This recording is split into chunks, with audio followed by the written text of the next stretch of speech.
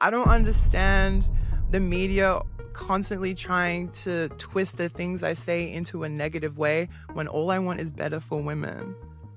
I really don't understand it. Imagine waking up one morning to find your entire career rewritten, cast as the villain in a story you never agreed to star in.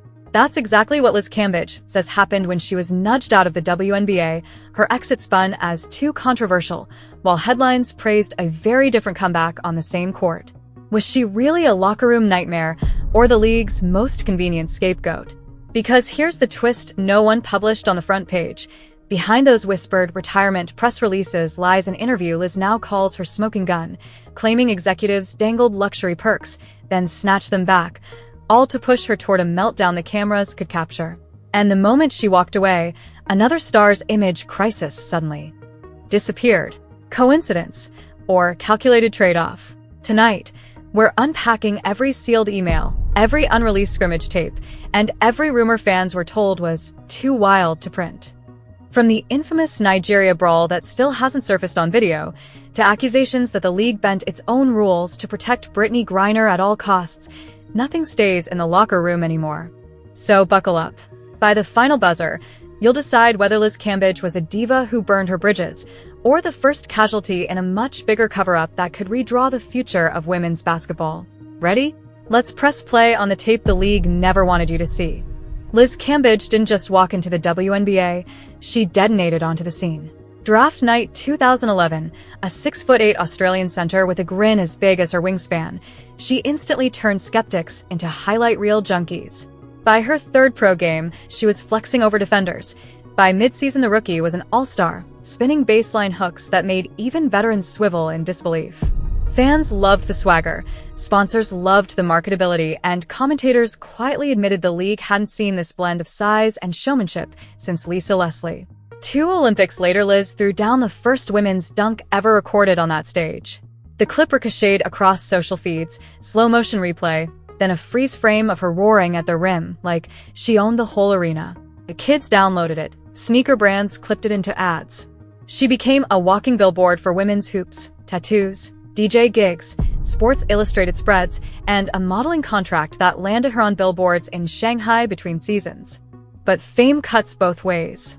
Reporters discovered quickly that Liz didn't do polite cliches. Ask a boring question. She'd fire back a headline. "We deserve charter flights," she snapped after a red eye with 3 layovers. "Pay us what we're worth."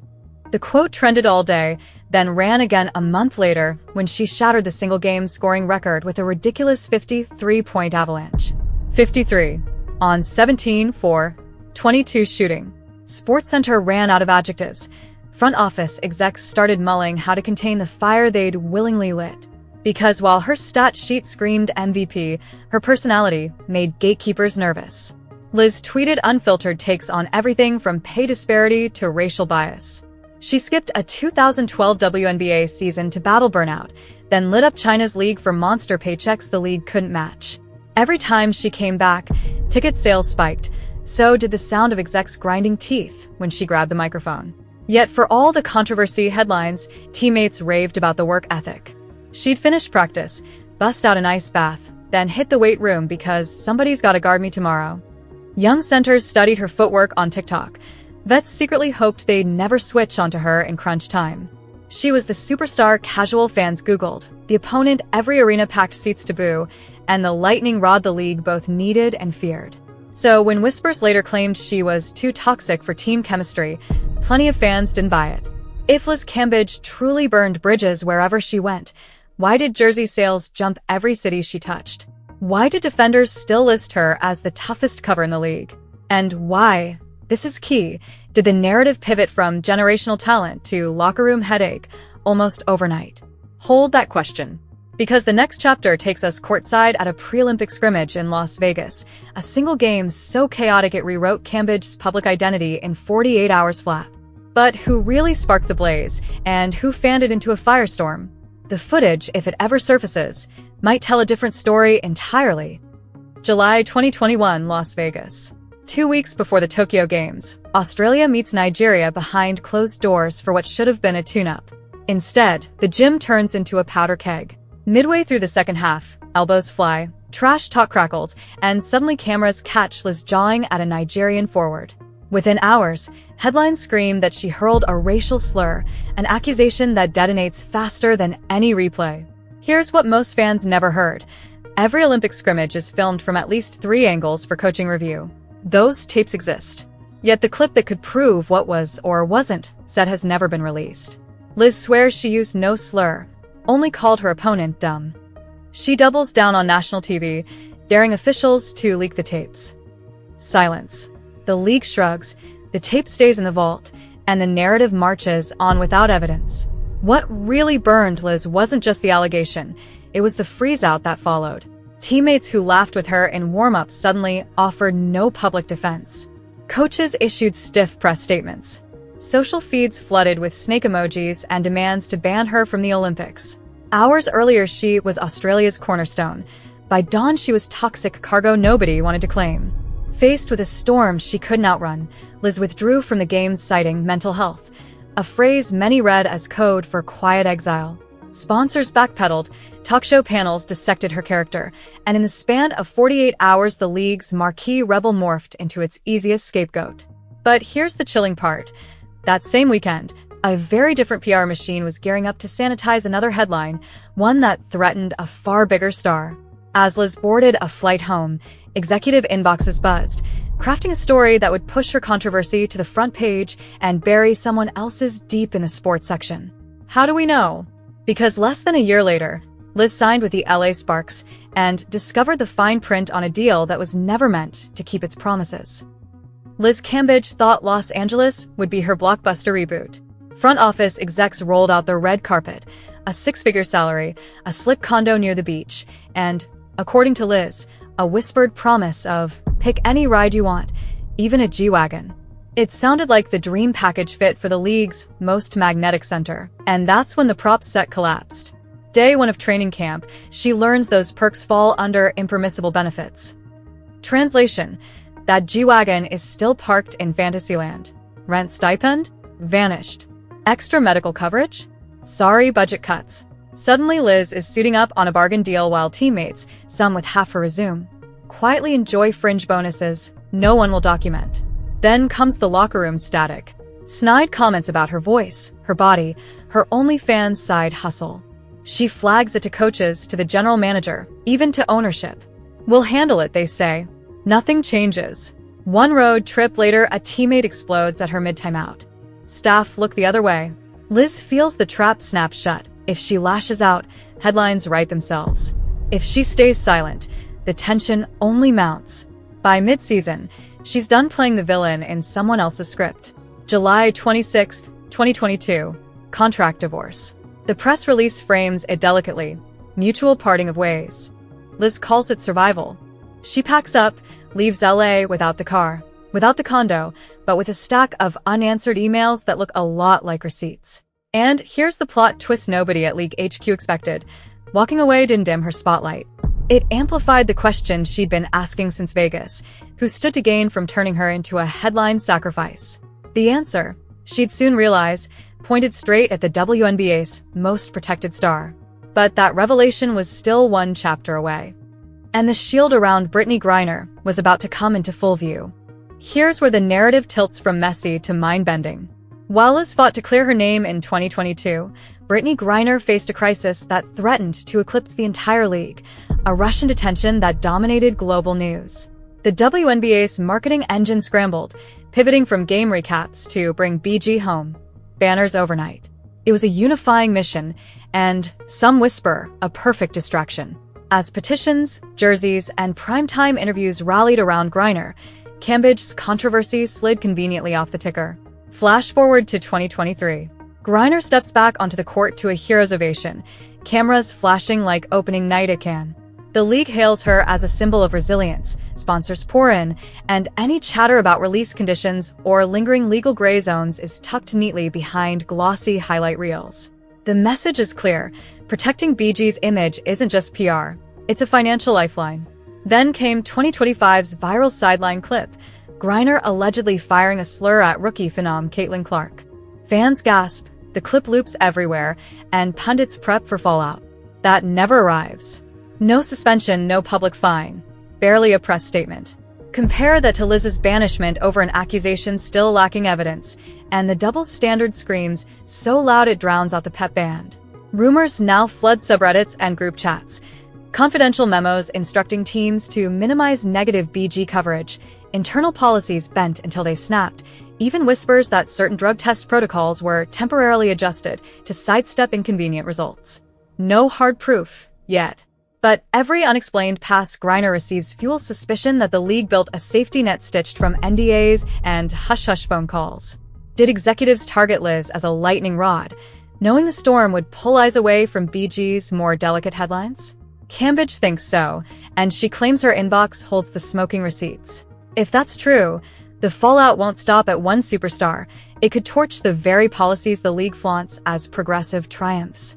Because shielding one player means sidelining another, and in Section 5 we'll peel back the glossy veneer of inclusivity to ask whether the rulebook itself has been rewritten behind closed doors.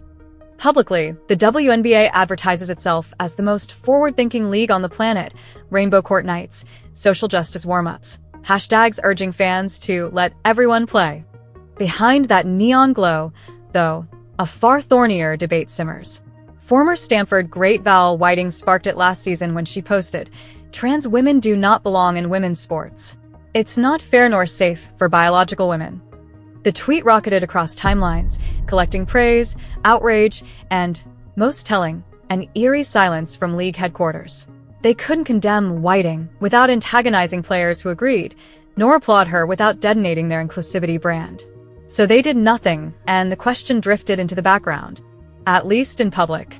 Privately, rumors swirl of player surveys shelved because the results clashed with the league's marketing.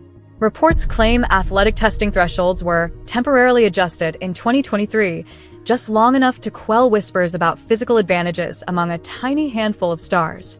Nothing confirmed, no official memos, just a steady trickle of anonymous screenshots and secondhand conversations that never quite reached the light of day. Yet every time another mid-tier center loses a roster spot, the pattern feels less like coincidence and more like quiet policy. For players on the fringes, the message is unmistakable. Speak out about fairness and you risk getting labeled anti-progress, a brand killer in an industry fighting for eyeballs. So most stay silent, watching from the bench while the league touts record jersey sales and corporate partnerships built on its inclusive reputation. Meanwhile, fans tally the double standards, how one superstar's slip-up becomes a teachable moment, while another's alleged slur ends a career. Liz Cambage now believes she was the ideal pawn for this balancing act, loud enough to grab headlines, polarizing enough for critics to cheer her downfall, and ultimately expendable if sacrificing her kept the league's progressive veneer intact. But she isn't the only name buried in those spreadsheets.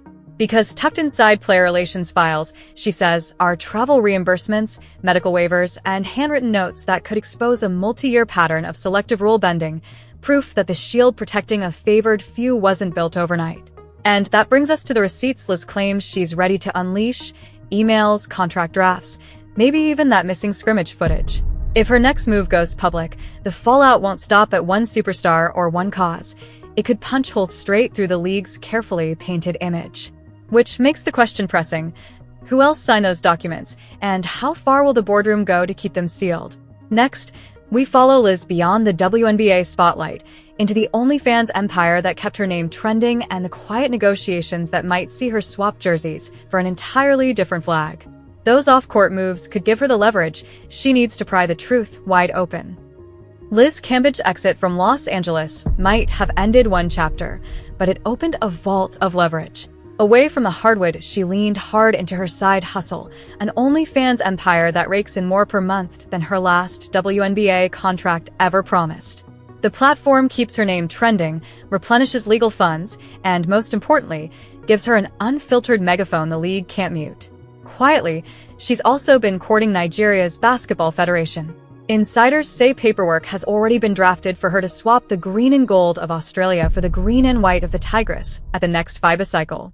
If that deal goes through, Liz would walk into international play with a headline-friendly revenge arc, the superstar the WNBA iced out, returning on a new stage intent on lighting up every scoreboard she can find, while wearing the uniform of the very team she was accused of insulting. That's the kind of cinematic twist no marketing department can spin in advance. But the real dynamite sits in a hard drive, not a jersey. Liz claims she's cataloged more than 100 files, unreleased scrimmage footage, email threads promising extras off the books, and travel invoices stamped comped for players who were never publicly comped. She's hinted at NDAs bearing signatures that do not match the public statements those same executives later made. 4 months league lawyers have tried quiet outreach. Let's talk, let's clarify, let's keep this constructive. Translation: please don't hit upload. Behind closed doors, the WNBA's front office is already firefighting on 3 fronts: the pay equity debate that Liz amplified, the simmering fairness questions ignited by Val Whiting, and a brand new generation of fans arriving via Caitlin Clark mania who expect total transparency. Sponsors may love the growth charts, but they hate uncertainty. Even the rumor of hidden footage can spook a boardroom faster than an empty arena. Executives face a brutal dilemma. If Cambage dumps those receipts, every policy-stamped progressive victory could be reread as selective enforcement. Ticket sales might spike in the short term, controversy sells, but long-term credibility is harder to buy back than a 30-second ad slot. And the leagues vow to be a safe space for every voice rings hollow if its most outspoken former all-star can prove she was silenced for speaking too loudly. So, where does the whistle blow from here? Liz Cambage frames herself as the canary in the mineshaft, forced to scream so the deeper rot can't stay hidden. The league insists it has always protected its players, full stop. Both stories can't be true, yet both sides have millions of viewers ready to believe them. Maybe that missing scrimmage tape finally hits the cloud. Maybe a leaked email exposes a perks for silence pipeline. Or maybe Liz inks a Nigerian jersey deal and drops 40 points on the Olympic stage, proving she never needed the WNBA's stamp of approval in the first place. Whatever lands first, one thing is certain: the next headline won't read Cambage versus Griner. It will read transparency versus survival. And once the truth hits the timeline, no press release in the world can unwatch it. The clock is ticking. Whose story will you believe when the final buzzer sounds? Keep your eyes on the feed, because the moment those receipts go live, women's basketball may never look the same again.